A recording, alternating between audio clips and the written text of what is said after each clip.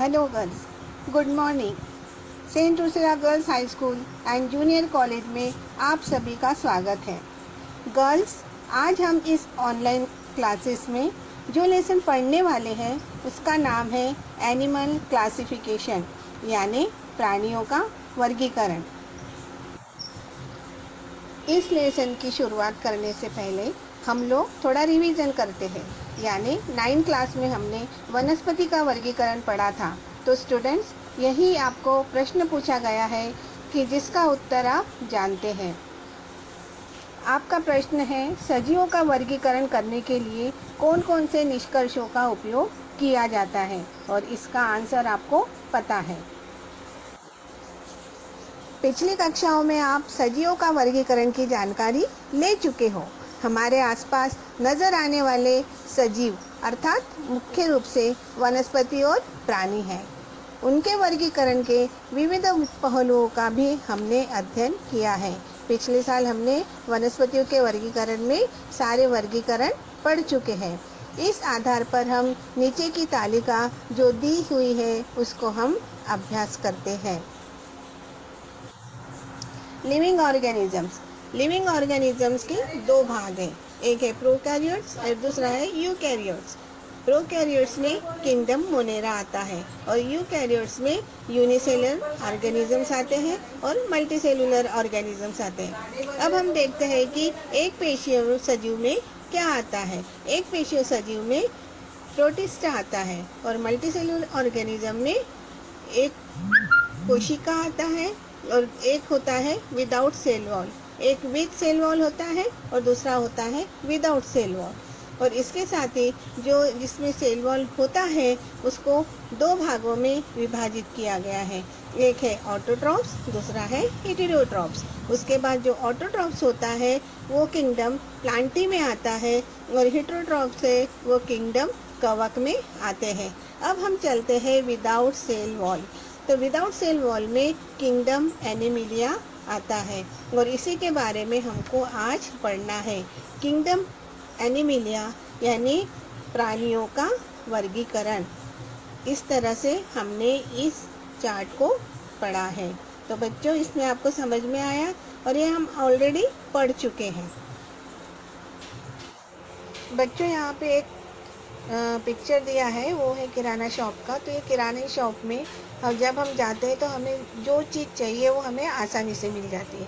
क्यों मिलती है? क्योंकि किराना शॉप वाला क्या करता है, अलग अलग कैबिनेट में अलग अलग चीज़ें रखता है।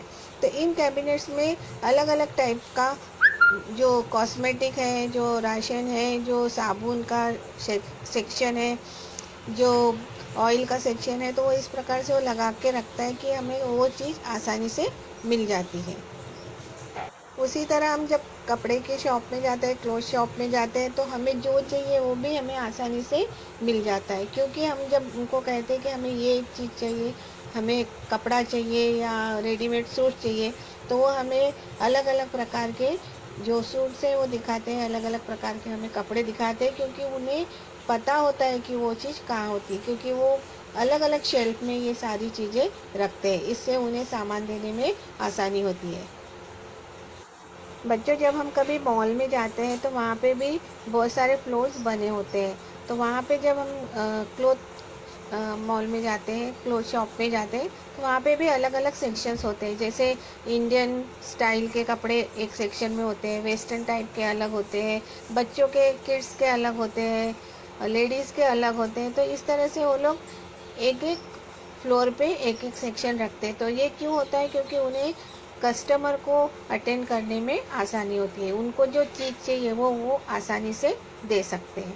इसी तरह हम लोग प्राणियों का वर्गीकरण करते हैं या प्राणियों का वर्गीकरण किया गया है ताकि हम लोग एक एक प्राणी के बारे में आसानी से जानकारी प्राप्त कर सकें। पाश्चिमात्य कपड़ों के लिए और पारंपरिक कपड़ों के लिए अलग विभाग होते हैं।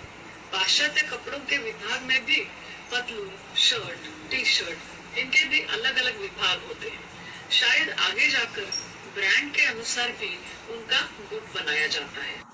प्राणी वर्गीकरण का इतिहास, हिस्ट्री ऑफ एनिमल क्लासिफिकेशन।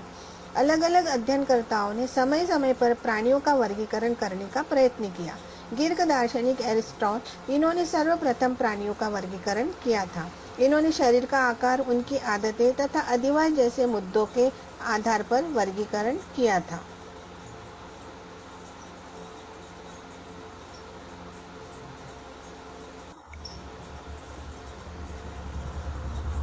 विज्ञान में प्रगति के अनुरूप आगे के संदर्भ में परिवर्तन होते गए एवं उसी प्रकार पर वर्गीकरण के मुद्दों पर भी परिवर्तन हुआ।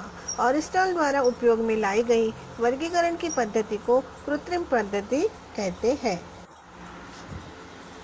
इस प्रकार से प्राणियों के संदर्भ में भी प्रचंड विविधताएं दिखाई देती है। हमें बहुत सारे प्रकार के प्राणी इस पृथ्वी पर देखने को मिलते हैं और अभी अभी किए गए स्टडी के अनुसार पृथ्वी पर लगभग 70 लाख प्रकार के प्राणियों की प्रजातियां यहाँ पर मौजूद हैं। बच्चों, 70 लाख यानी काफ़ी होते हैं। इन्हें हम इतने आसानी से उसका वर्गीकरण किया नहीं जा सकता, लेकिन इसमें से प्रत्येक प्रजाति का अध्ययन करना बिल्कुल संभव है। कैसे संभव है?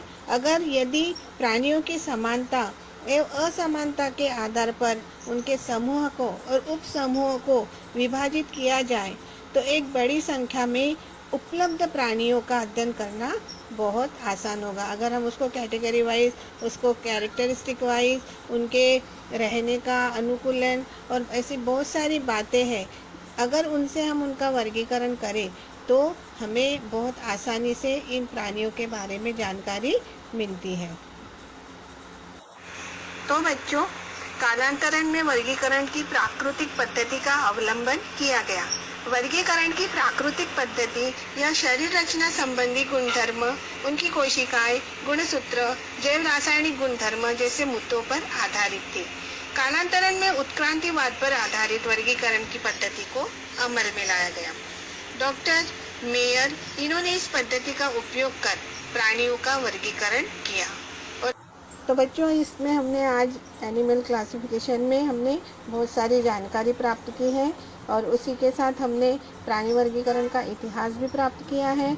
उसी तरह हमने बहुत सारे वर्गीकरण से होने वाले लाभ के भी बारे में हमने पढ़ा है। तो इसी के साथ इतना टॉपिक ये जो है हमने समाप्त किया है और आप इसे पढ़िए। होमवर्क दे रही हूँ मैं और उस होमवर्क को कंप्लीट कीजिए। Thank you. धन्यवाद।